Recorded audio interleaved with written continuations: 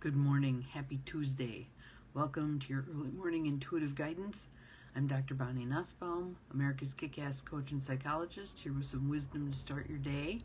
And today's wisdom is probably going to be a little disconcerting to many of us, but I think it's an important, good morning, Cindy, important one to go over and plant some seeds.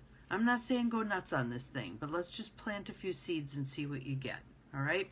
So our card comes from the Power of Surrender deck by Dr. Judith Orloff. And the card itself is Surrender Your Addictions. Surrender your addictions. And how many of us already feel our toes curling, right? So let's just gentle our way through this. Good morning, Diane. I'll show you our card. Surrender your addictions. So let me read it and then we'll go from wherever we jump off at that point. Whether you're addicted to substances, food, people, sex, or overworking, and I am going to add in there screens, take action to begin to heal the addiction and replace it with healthier alternatives. Good morning, Lisa. And notice that it says take action. It doesn't say go crazy, changing everything all at once. Because I'm going to suggest to you, let me jump into my little part here. I'm going to suggest to you that addictions develop as a way of coping. As a way of coping. It's a flight into something to get away from something else. Whether it's physical pain, emotional pain, whatever it is. Okay? So we want to shore up whatever it is, that thing that we've been trying to get away from, before taking out the supports that the addiction has been providing, okay? So, because otherwise we're setting ourselves up for failure in trying to heal this thing. And let me just give you an example. Someone I know the other day said that she was starting a diet, that 4-letter swear word, diet. Diets do not work. So, she and a friend were going to do this together. They were going to be accountability buddies, etc., etc. They had laid out what they were going to do, etc. And good morning, Brenda. Yes. Good morning, Linda. Well, it's not morning for you. Good evening, Linda. Welcome. So they made this plan that they were going to do this diet together. The first day, both of them blew it. They had already set themselves up. Sometimes it's physically setting yourself up. So the one individual had eaten 2 salads, and that was all she had eaten all day. That's not going to be sustainable. The other person, as soon as she had said to herself and to this first person, yes, I'll do this with you, I'm going to give up this, this, and this, instantly went into scarcity and ate everything but the kitchen sink. All that says is, it doesn't say they're weak, it doesn't say they're bad, it doesn't say any of that stuff. All that says is what they had chosen to do was not a sustainable choice. Okay? Right now, I see many people falling back into addictions that they'd given up for a long time. Life is very difficult right now and stressful, depending on our mindset, for one thing. Excuse me. And we reach for things. I find myself at the end of the day, I'm sitting here playing mindless phone games. What is the purpose for that? It's not because I necessarily like playing phone games. What is it doing though? It's countering the exhaustion I feel at the end of the day from having dealt with all of the things that go on in my day, all of the people I'm kind of holding up, all of the situations that seem untenable, all of the things I can't fix, etc., etc. So I lose myself in phone games. Is that how I want to spend my evenings? No. So I'm making little steps. I'm a proponent for, there's certain times, certainly if someone has a severe, I'm just going to pick one, alcohol addiction, to the point where they've had bleed outs, etc., etc., you may have to do I have to cold turkey this thing, I have to be done, I cannot keep doing this or I will die. But often with our addictions, we can do baby steps in the right direction. We have the, I'm going to call it luxury of doing so. So for instance, going back to the women who are struggling with food right now, rather than throwing everything out and eating their little leaf of lettuce, which again is not sustainable, if I were, and I said this to her, if I were working with you guys on a professional basis, here's what I would recommend. To start, I'd like you to bump up your water intake. Don't change anything else. Don't change anything else. Bump up your water intake. Let's start with that. Let's get that established. Then we'll take a next step. And the next step might be something like, let's reduce the amount of white sugar you're taking in. And we can expect that it's not going to feel good, okay? That you're going to feel at a loss. And, excuse me, we can then work to build in some other things that will help counter that. Maybe we bump up your protein a little bit to counter that sugar drop kind of a thing, etc. But it's stepwise. It can be a kind and gentle approach, you guys. It doesn't have to be, I'm going to beat myself into submission and make all these changes at once. I'm going to quit drinking and smoking. And yeah, that's not so good. It's not going to work. Again, when you are willing to take the time and willing to face the dragons of why is this addiction in place in the first place? What is this doing for me? You're far more likely to be successful in letting it go. I have a client who gave up alcohol before I started working with her, who then gave up, I think it was like a 35-year smoking habit, which she said for her was much harder than giving up the drinking habit. Excuse me. And she remains clean. It took time to get there. It took time to get there. Now, I'm gonna throw out an idea here. With COVID shutting down a whole lot of stuff, maybe we can frame this as a good time to address our addictions instead of, it's a terrible time, I need that to shore me up. Again, if it's keeping you steady in some way, let's look at other ways to keep you steady. Things that I will put out there. I can't say enough about meditation. I cannot say enough about meditation. And do people feel like I can't do this, or I'm my mind is always wandering? I'm a, ooh, look, shiny person, big time. I have been from the time I was a little kid. Never diagnosed with ADD, but I will guarantee you I could be diagnosed with ADD. So I sit there meditating, which I do right after I talk to all of you every day, and my mind's everywhere but present. And then I notice that, and then I bring it back. And then it wanders off, and then I bring it back. It's like redirecting a wayward child over and over and over. And I'm almost 60. It's the nature of my beast, okay? So something shiny catches my attention, I'm off and running, then I bring myself back. And I have learned not to get frustrated with myself and not beat myself up about the fact that I can't stay focused. All right? It's just the nature of my little beast. So meditating is a huge one. And I'll just give you two quick little meditations that are a great place to start. And if you can start with 3 minutes, okay? Good to go. One is light a candle. Stare at the candle flame and just breathe. When you have that image in your mind, close your eyes.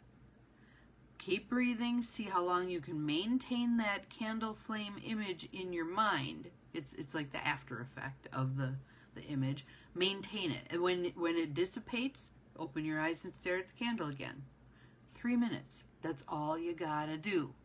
Yep, Linda says food soothes me and calms me when stressed. Absolutely. And what I will say about that is, to begin with, nothing works as well as our addiction of choice. Nothing works as well as our addiction of choice. So expect that you will feel a little disconcerted because it's not, whatever you're picking as replacement stuff isn't quite hitting the spot yet. What I will tell you, and then I will go back and tell you my other meditation, simple one. What I will tell you about that is over time, typically what happens, and I hate to tell you this, but I'd rather have you be prepared. Your addiction of choice will begin to lose its luster. It does not work as well as it typically did as you begin replacing it. So let's say you start with 3 minutes of meditation a day. Then you bump it to 5. Pretty soon you're up to 10. I typically do 20 at this point. Sometimes if I'm on a roll and I have the time in the day, I do longer. But I typically shoot for 20. Good morning, Jerry. Welcome, welcome. So I typically shoot for 20 minutes of meditation a day. I like to do it in the morning because otherwise the day gets nuts and I lose track of it. Some people like to do it at the end of their day, whatever works for you, because it helps with sleep, etc. So, anyway, your addiction of choice will begin to work less well. And you feel that discomforted feeling in the middle there of, it isn't doing what it used to do. This is a bummer. Know that that's a positive step. It's uncomfortable, but it's a positive step because you're on your way to the new stuff serving your purpose better than the old stuff does anymore. The hard thing with eating, and again, then I'll get back to my second meditation thing. The hard thing with eating is you can't cold turkey that. We have to eat, okay? So what it is in my mind with the eating is withdrawing those additional purposes that eating serves. Like Linda said, if eating serves to soothe her and calm her down, creating other things that do that. One of the ones I like to give people to practice early on is lotion work. So you wash your hands, get them all nice and warm, put some lotion on, and just sit and rub your hands. And paying attention to what does the hand that's rubbing feel like? And then what does the hand that's receiving that rubbing feel like? And just getting you more in your body, getting you more paying attention, etc. Okay? Going back to our second meditation tool that you can do anytime, anywhere. And again, start with 3 minutes, 3 lousy minutes. That's good enough, okay? Do some breathing. So when we are, like Linda said, tense, stressed, upset. Good morning, Charlene. Welcome. I will guarantee you your breathing is off, all right? So when we meditate by just focusing on our breath, breathing in deeply, breathing out deeply, breathing in deeply, breathing out deeply. Mind wanders off somewhere, bring it back. Breathing in deeply, breathing out deeply. There's noise in the room, mind wanders off, bring it back. That's normal meditation, okay? Don't think that you're doing it wrong or that you're not good at it. That's just the nature of the meditation beast, especially to begin with, okay? I've been at it now for years and I still wander off. Like I said, sometimes I'll find myself sitting there and it will have been several minutes since I meditated and I was off on some rabbit trail. Oh well, back I come, back to the breathing. So you can do the candle meditation, you can do the breathing meditation. Again, what we're doing here is shoring up the tools we have that help us fulfill whatever the need is that the addiction was filling. Then the addiction begins to become superfluous. Don't need it anymore, all right? Am I saying this is easy? Absolutely not. Absolutely not. But is it worth it? Absolutely. For myself, moving away from the whites, white sugar, white flour, all that stuff, my body feels so much better. So much better. I have more energy. My thought process is clearer. My joints don't hurt nearly as much. To me, well worth it. And what's interesting is now when I eat the things that before were like, oh, look at that. Now it's kind of like, yeah, it doesn't really taste that good. It doesn't really taste that good. So way back when, I haven't had one of these in, I don't know, 6 or 7 years. My thing was bacon, egg, and cheese biscuits from McDonald's. Talk about cardiac arrest in a little wrapper, right? I loved those suckers. After I had worked my way through that, I had one, and I'm like, what did I see in this thing? This isn't even good. So I'd like you to take a look today at your addictions. What do you have going on that there's more to it than just I like this, that there's a pull to it, that kind of, for me again, it's the phone games. That's the one I'm targeting right now, is the phone games. What am I going to do about my evening dumped into phone games? I'm going to start with what else fills my soul? What else feels good? So for me, it might be a cup of hot tea, because if my hands are holding a teacup, they're not going to be holding the phone, right? It might be talking to someone I love on the phone. Conversations with me at the end of the day aren't all that great because not too much is going on up here anymore. Catch me early in the morning, you get the best of me. It's just the way it is. So I'm just chipping away at that pattern that I noticed, that habit pattern of falling into the video games. There will come a point where I start removing them from my phone, making it less easy to do that. That's a good step too. So let's come up with your plan. If you're not sure how you're going to let go of an addiction that you have, and again, I think there's the obvious addictions, drugs, alcohol, etc., but there's so many other things. Facebook? Anyone? That we get pouring ourselves into to the detriment of other things in our lives that would be good for us. Just take a look at those. Be willing to take a look at those. Once you see them, you can't unsee them, which I happen to think is a good thing. So, we're surrendering addictions today. We're surrendering addictions. Perhaps you're addicted to the news. My son called me at 10:38 on election night. 10:38. He knows his mama. Past 9 o'clock, you ain't going to get anybody who's even half alive. So I said, what are you up to? Obsessively watching election returns. And I said, honey, that is not going to serve you. You can't change the outcome. The outcome isn't going to be known tonight anyway. What could you do instead? Kind of a deal. All right? So we all have this stuff. We all have this stuff. It's the nature of our human beast. Okay? So kindly and gently, today is a day to take a look at what are my addictions? What are my addictions? And which one am I willing to start doing something about?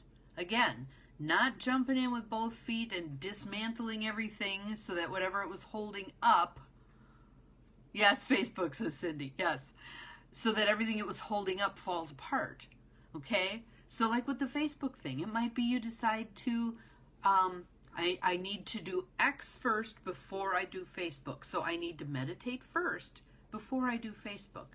You may find over time that having done the meditation makes Facebook more meh, okay? We'll see how long it takes them to cut me off because I'm talking about them. Anywho, so that's where we're starting today. I think this is going to be a good ongoing thing. If anybody wants to commit to what addiction they're ready to address, that would be great. Linda says, no Facebook, no Bonnie. Incorrect. Incorrect. Let me tell you how that happens. Because I have people who don't have Facebook. They don't do Facebook. I have an email list. And if you send me the word yes to my email, which is bonnie@empowermentandpurpose.com, you will get these via email instead. Okay? And if Facebook ever crashes and burns and I can't do this on Facebook, I'll find another venue. I'll do it on YouTube. I'll do it, wherever. It doesn't matter to me. And then you'll get them via email. So you can always get them via email. And what's cool about that is then you can watch them whenever you want, and you can keep the ones that you really like, and you don't have to go scrolling back through a whole feed on my page to find them. So yeah, just send me an email that says yes to bonnie@empowermentandpurpose.com, and you'll get them via email too. You can certainly still watch me on Facebook. That's fine. But I have some people who it doesn't work out to watch them on Facebook, and it's just easier to get them via email. So there is another solution. All right, you guys have an awesome day. Be kind and gentle with yourself. Be as loving with yourself as you would be with your very best friend today. We'll see you again tomorrow. Remember, you are capable of far more than you think you are.